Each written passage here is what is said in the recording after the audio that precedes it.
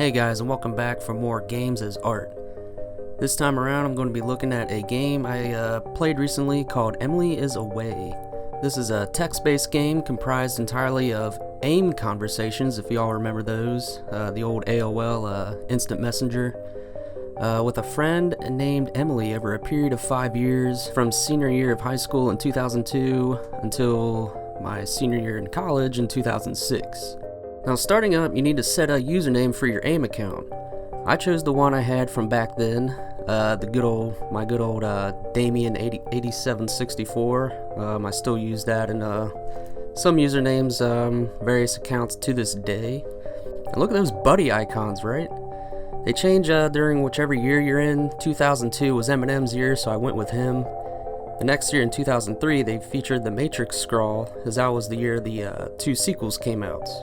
Was it Reloaded at Revolutions? I don't know why, but I love that minor detail. It really plays on the nostalgia. And who else remembers this info page? Totally true to what people actually did back then, right? Now, in order to respond to Emily, you must physically type on the keyboard. You can type whatever you want, but the game still writes out what it has scripted in. Kind of immersion breaking, but still the fact that you're actually typing makes up for it. What's painfully obvious, though, from the beginning is how much the protagonist loves Emily. You can tell his feelings are reciprocated, at least on some level, when during sophomore year of college, Emily and the protagonist hook up. But it blows up in our hero's face, and Emily thinks it was planned out. I guess because there is alcohol involved, even though it was her idea, but whatever. By the time we next talk to Emily, we find she regrets that night in our protagonist's dorm, and this has seriously affected their relationship. By the time our final conversation with Emily begins, we find that, for the first time, we have to initiate the conversation. First red flag.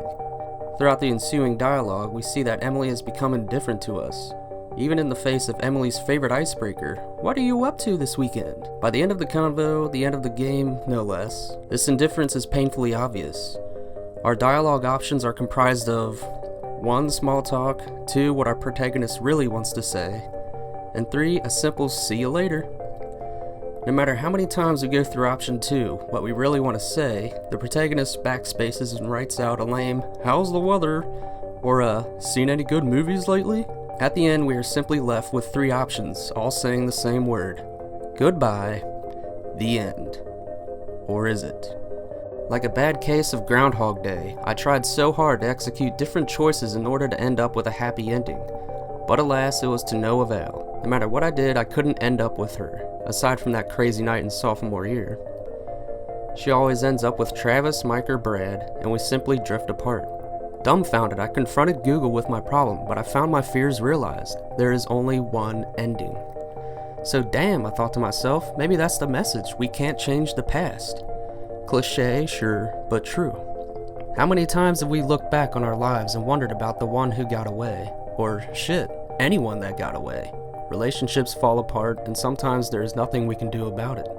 When I was going backward playing the game over and over, I was thinking the whole while how many times I've gone over conversations with old flings, wondering if I could have said or done something different, would things have gone down another path. I vividly remember all the times I couldn't work up the nerve to express myself to probably my biggest crush when I was a kid. All the times I was told that she was simply waiting for me to ask her out. But me being the young, slow-to-develop fool that I was, I never did. What if I had? What if we went out? Where would we be now? Still together? Or would she still be a distant memory?